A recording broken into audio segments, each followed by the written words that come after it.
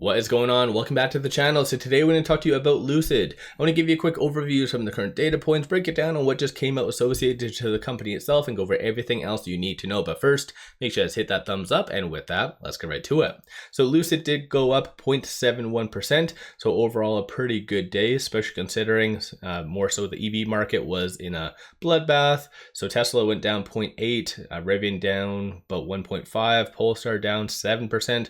They're on a massive death spiral, but still pretty good win for Lucid today despite the lower volume. So 11.9 million shares were traded, 24.7 is the average. A lot of the volume being done today was linked to algorithmic trading, not necessarily long investors. As you can kind of see, there was only 4 transactions today above $100,000 that did occur. One big one, 1.3, but still very quiet coming from institutions. So maybe they're waiting for something operational to come out just to give the rubber stamp saying, hey, we've actually been ramping up to this amount.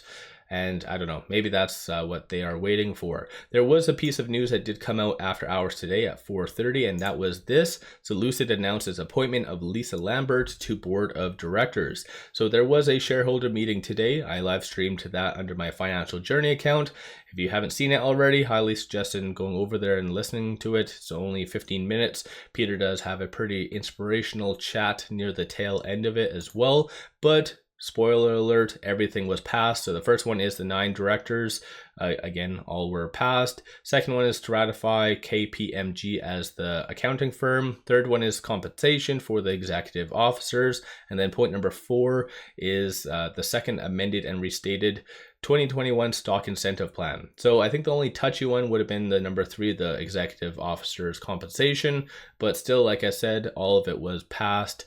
There was one thing that I wanted to bring up that was kind of mentioned by Peter during his very inspirational chat near the tail end, and that was how Lucid was in talks with several OEMs. So he did say several. So it wasn't just Hyundai, which obviously we do know is probably going to be coming out sooner rather than later, similar to Aston Martin.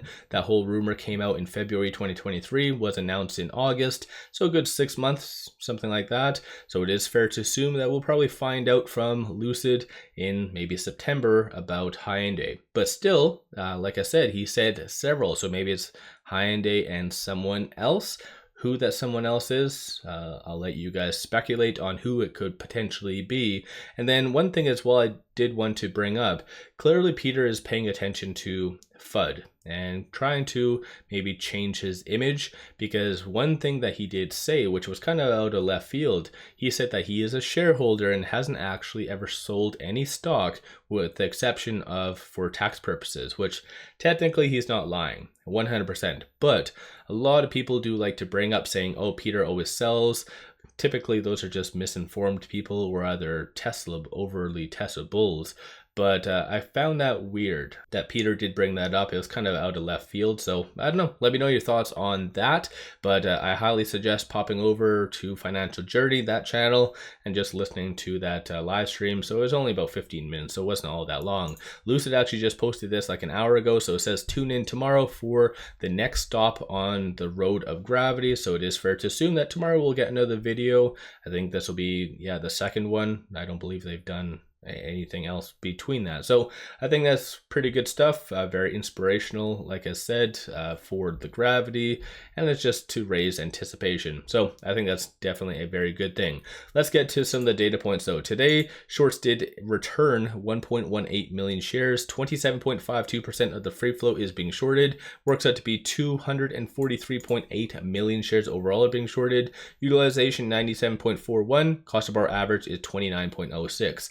Very interesting the fact that shorts did return their shares today, especially considering today was more of a bloodbath and there's a lot of fear in the market, especially coming from, I think, what just came out about regional banks. So some signs of cracking and everything else. So very interesting that, again, shorts would return. And this is why I like to analyze this information. By shorts returning on a green day, it does validate overall that it's justified. So again, take that with a grain of salt if you will. Looking right here, $252,000 in calls, 265 in puts. Dollar value wise, very low in comparison to a typical day, but still 59% of all the options being done today were bearish. So something again to kind of consider. Of the call options that were purchased, there's a consensus for it to be above $3 by the end of this week. And then looking at puts, there's a consensus for it to be sub $3. So clearly $3 is a very strong pivot.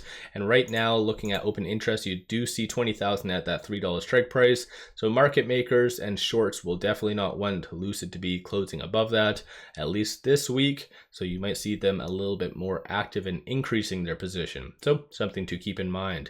On the actual chart itself, so it's actually been holding up pretty well. So this is the first time probably in like 2 years that Lucid has stayed this long above that 50-day moving average. So generally that is very good. Right now it is just wedge bound between that 100-day moving average and central boiling band. So most likely it's just waiting for a good piece of news to propel it higher, or vice versa, something negative in the broader market. Possibly ADP numbers are coming out tomorrow for employment. So that could be that X factor to cause the broader market to sell off. But nonetheless, Lucid is just kind of stuck in limbo. So very good stuff, and that is a option trader's dream as well on a side note.